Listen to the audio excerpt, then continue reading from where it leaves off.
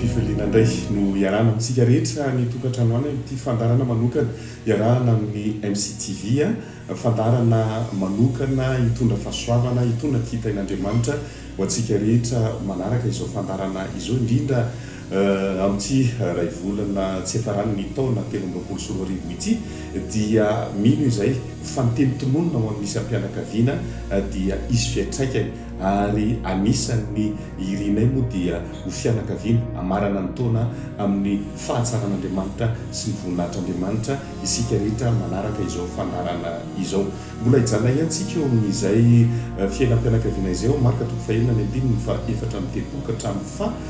raika amby efapolo dia ahitantsika izao vao nanomboka ery amin'ny andininy fa efatra amin'ny telopolo dia hitantsika hoe rehefa niala Jesosy izy dia nahita vahoaka betsaka dia onena azy raha ny tokony ho izy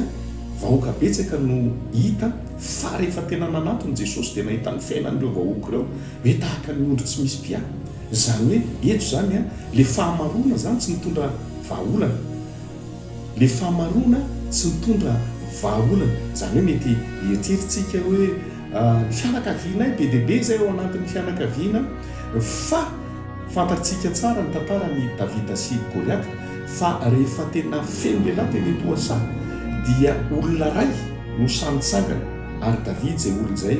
rehefa misy olona iray zay zany le mitondra vahaolana olona ray sanitsangana eo anivon'ny fianakaviana tena tompona andraikitra andray andraikitra miaraka amin'ny tanàn'Andriamanitra zany hoe mitondra ny enta mavesatra ireo olona rehetrarehetra ao anatina fianakaviana ireo ivavaka ampahery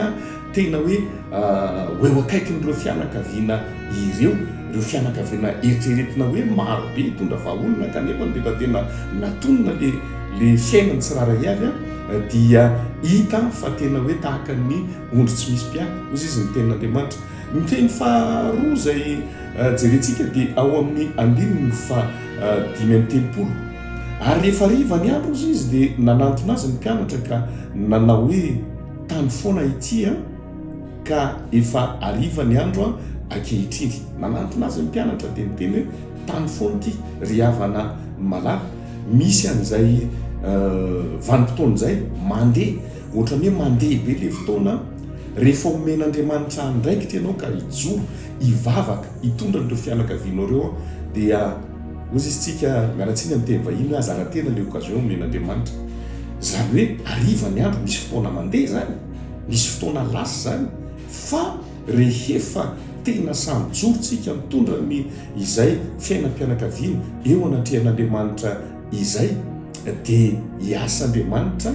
tena iseho ny voninahitr'Andriamanitra fa nahariva aza ny andro mbola tsy niala teo ireo vahoaka ireo fa niandry an'ilay teny farany tenynareo tany foana ity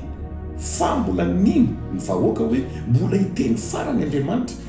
dia amaranana izao fandarana anio izao mendrasan'izay teny farany zay tenenin'Andriamanitra zay tena eo no misy ny fahagagan'Andriamanitra ary tonompo zay fahagagan'izay ho an'isa tokantrano ny tokantranonao any dia tokantrano feno voninahitr'Andriamanitra feno fahatsaran'Andriamanitra feno ny fanambinan'Andriamanitra ho salama tsara nareo menakavy hifankaty tsara nareo menakavy eo am-pamaranana ity taona 2024 ity mandra-piaona indray.